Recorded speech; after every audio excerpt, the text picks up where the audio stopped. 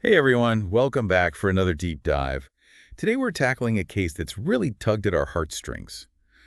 It involves a deer named Baby who was taken from his home in Pennsylvania. Yeah, it's a tough one. Really brings up those tricky questions about, how we balance human compassion with all those wildlife regulations we have. Like, what's really best for the animal? That's a good question. And it's not like Baby was just a wild deer wandering around. I mean, he was found injured as a fawn. Oh, wow. Yeah, and Tammy Shirey, she and her whole community in Fayette County, they took him in and raised him. The Oh. bottle fed him, played with him. He was like a part of the family. And for 2 years, everything seemed fine. Hmm. You know, everyone got along. Baby was thriving. Tammy even made sure he had all his vaccinations like a regular pet. Right, like you would for a dog or a cat. Responsible pet ownership. Exactly. Yeah. But then the Pennsylvania Game Commission, they stepped in and said, nope, it's against the law to keep a wild deer. Oh, no. Yeah, they took Baby away. And Tammy was even arrested when she tried to stop them. Wow. So what does the law actually say? Well, apparently in Pennsylvania, you can only keep a deer as a pet if it was born in captivity. Ah, I see.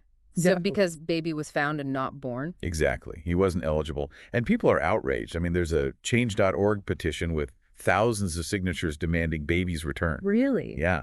They're saying Baby wasn't a threat to anyone. He was happy and healthy with Tammy, and taking him away was just cruel. So did they even consider Baby's feelings? It's a good point. Like, does the law always have it right? Especially when it seems like the animal is really thriving?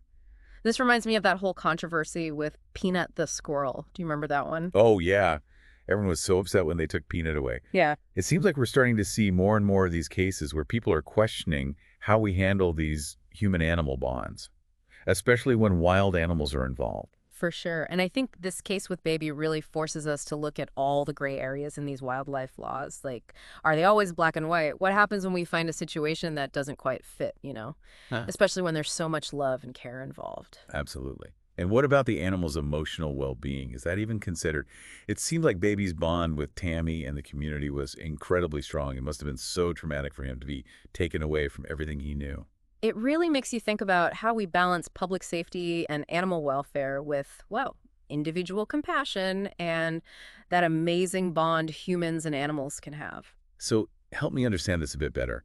Why do these laws even exist? I mean, I get it. We don't want wild animals running amok in the streets, but Baby wasn't exactly a threat. Right. Yeah. Well, these laws, they're not just about keeping people safe from wild animals. It's more complicated than that. They're meant to protect both people and animals. Okay, I'm listening. So one big concern is the risk of spreading diseases, between wild animals and humans.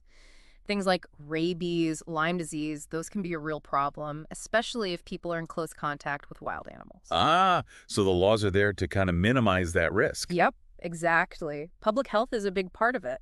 But it's not just about protecting us from them, right? You got it. Our domesticated animals, they can pass diseases to wild animals too.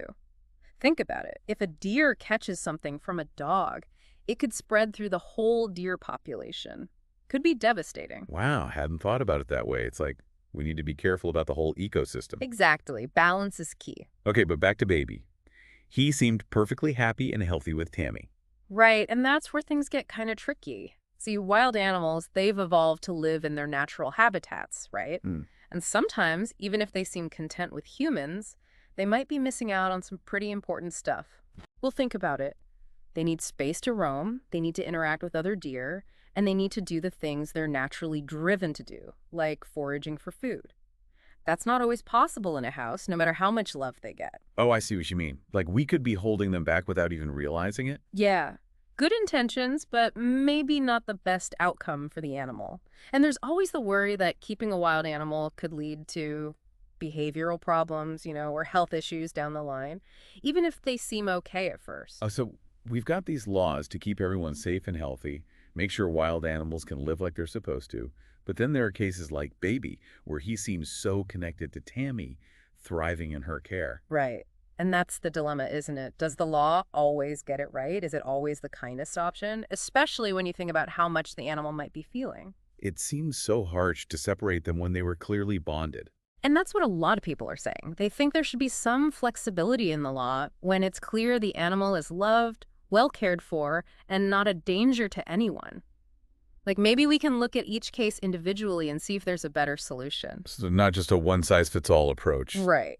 Like maybe there could be a way to assess each situation, bring in wildlife experts, vets, maybe even some ethicists to weigh in and make a decision that's fair to everyone involved. So basically, finding a balance between protecting wildlife and recognizing those strong bonds that can form between humans and animals sounds like a tough job. It is. It's this complex dance, and honestly, it's a conversation that's happening more and more these days as human populations grow and we end up sharing space with wild animals more often. So what's the lesson here? What do you want our listeners to walk away with?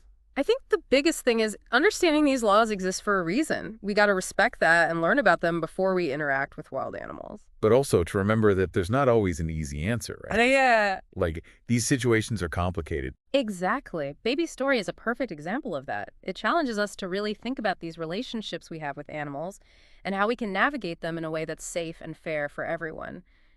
And maybe, just maybe, Baby's case will get people talking and lead to some changes that make the system a little more compassionate. You know, it's amazing to me how this one deer story has brought up so many important questions about how we interact with wildlife. Yeah, it really highlights how these deep dives can uncover these bigger themes that affect all of us. What started with Baby has turned into this bigger discussion about, humans and wild animals and how we can coexist peacefully and ethically. It feels like a turning point, Yeah. like we're rethinking our place in the ecosystem. Especially with cities and towns expanding, we're bound to encounter wildlife more and more. Absolutely. As humans keep expanding and wild habitats shrink, these encounters are only going to become more common. So figuring out how to live together, it's becoming more and more urgent. And it's tough. There are no easy answers. Trying to balance human needs with animal needs and make sure the environment's okay too. It's a real balancing act for sure. It's not about choosing sides. It's about understanding how complicated it all is and finding solutions that work for everyone involved. It seems like education is key, right? Yeah. We need to really understand the nuances of these situations before we can even start to solve them. You hit the nail on the head. That's what we've tried to do today, shed some light on all the different perspectives, the emotional impact, and the potential consequences of our actions, good intentions or not. Hopefully, our listeners will come away from this deep dive thinking critically about these human-animal interactions and maybe even start some conversations about finding better solutions. I agree. Open and respectful dialogue is key to protecting both people and wildlife. So as we wrap up our look at Baby's story, what's the one thing you really want listeners to remember? That these are complex issues with no easy answers. We need to approach them with a willingness to learn, to listen, and to adapt. If we stay informed, have those tough conversations, and push for balanced approaches, we can create a future where humans and wildlife can both thrive. Well said. And to everyone listening, Baby's story is far from over. We'll keep you updated on any new developments in his case. In the meantime, keep those conversations going. This isn't just about one deer in Pennsylvania, it's about all of us and how we build a world where both humans and animals can flourish. And you never know, maybe Baby's case will spark some positive changes, lead to more compassionate wildlife policies. I hope so. It's a powerful reminder that even tough situations can lead to good things. Thanks for joining us for this deep dive. It's been a pleasure. Until next time, keep exploring, keep asking questions, and keep diving deep into the fascinating world around us.